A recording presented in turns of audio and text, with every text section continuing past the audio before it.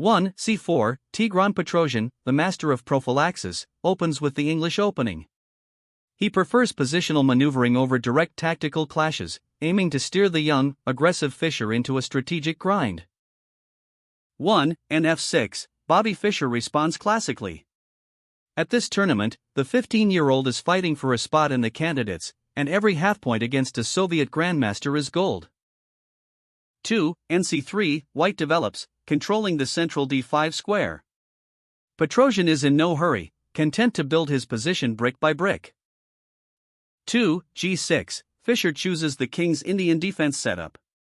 He wants a complex, unbalanced game where he can eventually attack the king, even if it means ceding space early on.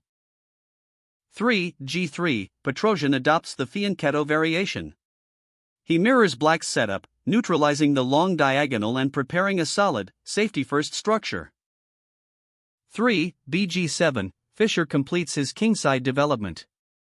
The bishop will be his key piece in the coming struggle. 4. Bg2, the Iron Tigran completes his fianchetto. Both players are playing logically, keeping their cards close to their chests. 5. F3, development continues. Petrosian controls the center without occupying it with pawns just yet, maintaining flexibility. 5. D6, Fischer prepares the standard e5 push, staking his claim in the center. 6. King safety first. Petrosian is ready for whatever plan Fischer chooses. 6. C6, a slightly unusual move order for the King's Indian, often leading to the Pano variation. Fischer creates tension in the center immediately. 7. D3, a modest pawn move typical of Petrosian. He avoids the sharp main lines of the King's Indian, with D4, preferring a closed, maneuvering game where his intuitive sense of danger can shine. 7. H5, a signature Fischer thrust. He moves the knight to the edge of the board to clear the f-pawn for an immediate f7-f5 advance. He refuses to be squeezed by Petrosian's boa constrictor style. 8. D4, seeing Black's aggressive intent, Petrosian switches gears and grabs space in the center, transitioning into a more standard structure. 8. E5, Fischer strikes back. The position transforms into a King's Indian-type battle where central tension is key.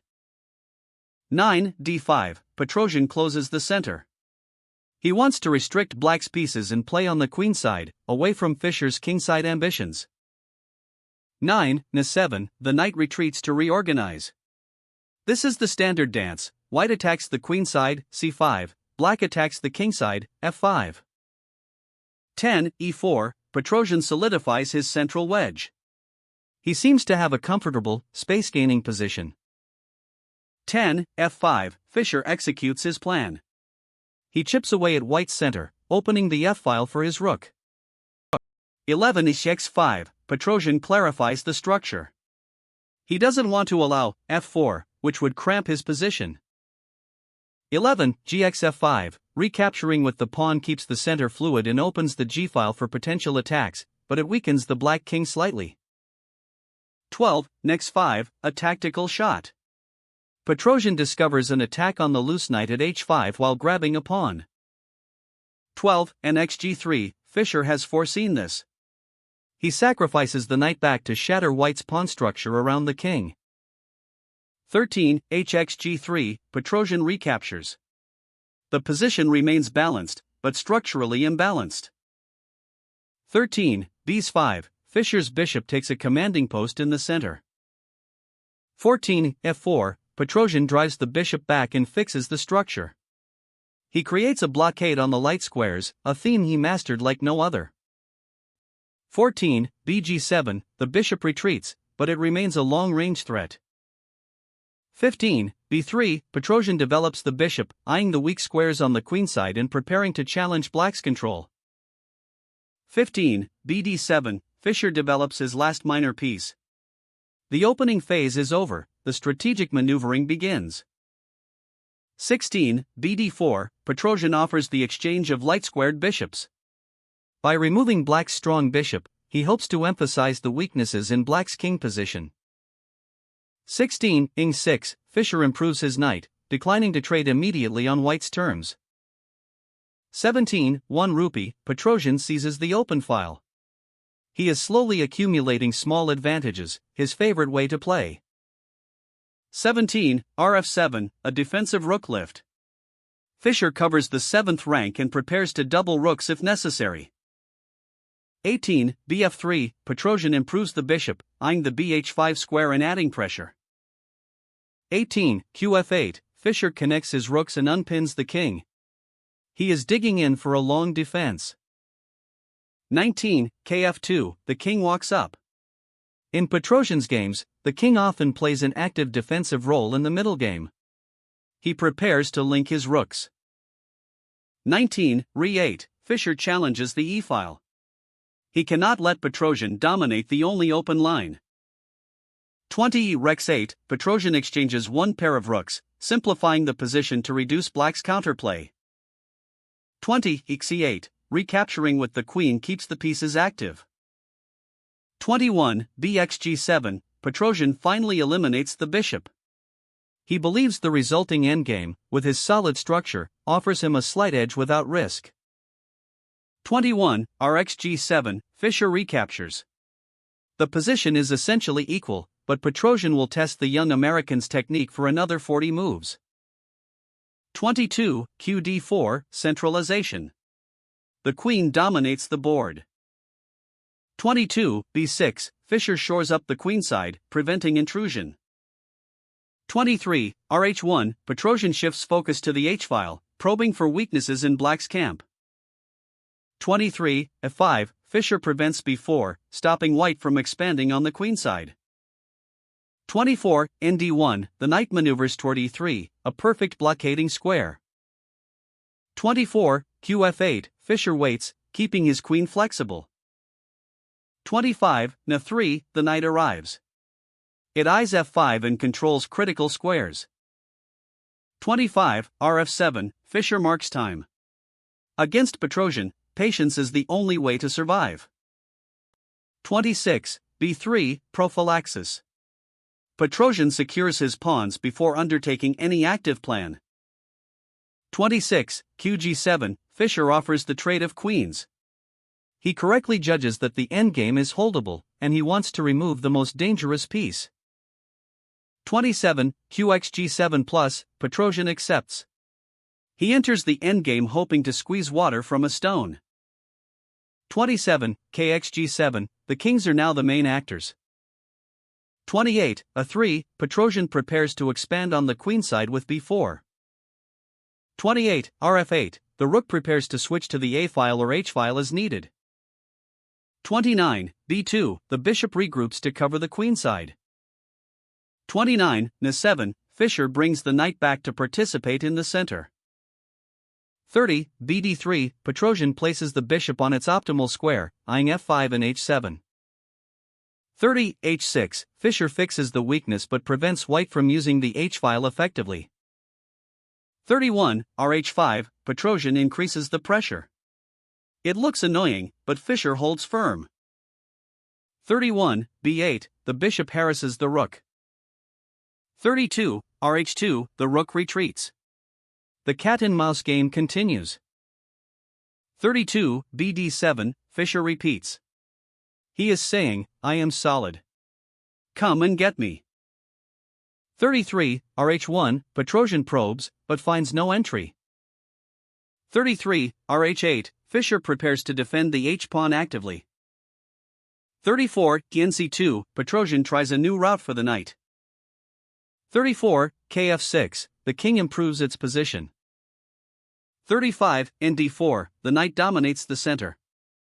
This is the ideal Petrosian knight. 35, kg7, Fischer waits. 36, b2, Petrosian looks for a new diagonal.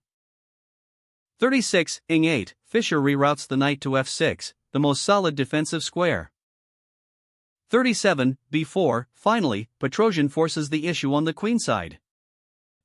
37, nf6, the knight arrives just in time to create counterplay. 38, bd3, the bishop returns to pressure f5. 38, axb4, Fischer opens the a-file. 39, axb4, recapturing. 39, kg6, the king defends the f-pawn. 40, ra1, Petrosian abandons the kingside to invade down the open a-file. 40, ing4 plus, a crucial check. Fischer forces the white king to make a decision. 41, q2, the king moves aside. 41, re8 plus, Fischer seizes the initiative. Suddenly, black is the one creating threats. 42, kd2, the king finds safety. 42, nf6, the knight returns to defense. Fischer is not getting carried away. 43, ra6, Petrosian pins the c-pawn, indirectly, and exerts pressure. 43, rb8, Fischer defends laterally. 44, ra7, the rook invades the 7th rank. 44, rc8, passive but necessary defense. 45, c5, the break. Petrosian sacrifices structure to force a breakthrough. He wants to create a passed pawn or destroy black's coordination. 45, bxc5, Fischer takes. 46, bxc5, recapturing. 46, dxc5, Fischer grabs the pawn, but his pawns are now scattered. 47, nf3, the knight jumps in with threats of n5 plus. 47, kf7, the king steps out of the potential fork. 48, n5 plus, check. 48, q7, forced. 49, nxd7, Petrosian eliminates the bishop to destroy black's defense. 49, nxd7, recaptures. 50, bxf5, Petrosian regains the material. Now it is a rook endgame where white has a passed pawn possibility, but black has active piece play. 50, rf8, Fischer attacks the bishop. 51, g4, Petrosian supports his bishop. The g-pawn becomes dangerous. 51, kd6, Fischer's king becomes a powerhouse, blocking the d-pawn and supporting the c-pawn. 52, bxd7, Petrosian simplifies into a pure rook ending. He calculates that his passed pawn should be enough. 52, kxd7, the position is razor sharp. 53, q3, the king supports the f-pawn. 53, re8 plus, Fischer cuts the king off. 54, kf3, the king advances. 54, kd6, Fischer's king is his best piece. 55, ra6 plus, Petrosian starts pushing the passed pawns. 55, kxd5, Fischer takes the d-pawn. Now it is a race, white's kingside pawns versus black's c-pawns. 56, rxh6, Petrosian creates a passed h-pawn. 56, c4, Fischer pushes his c-pawn. It is extremely fast. 57, rh1, Petrosian is forced to defend passively against the promotion. 57, c3, the pawn marches on. 58, g5, the race continues. 58, c5, Fischer mobilizes the second c-pawn. 59, rd1 plus, checking the king to drive it away from the pawns. 59, kc4, the king supports the advance. 60, g6, the g-pawn is threatening to queen. 60, c2, one square away. 61, rc1, forced defense. 61, kd3, the king prepares to support the pawn. 62, f5, Petrosian pushes his other passed pawn. 62, rg8, Fischer stops the g-pawn. 63, kf4, the king supports the pawns. 63, kd2, attacking the rook. 64, rxc2 plus, Petrosian is forced to sacrifice the rook for the dangerous pawn to stop promotion. 64, kxc2, Fischer takes. Now it is king versus pawns. 65, kg5, the white king escorts the pawns. 65, c4, Fischer pushes his remaining pawn. 66, f6, the f-pawn runs. 66, c3, the c-pawn runs. 1/2-1/2 The game is a draw.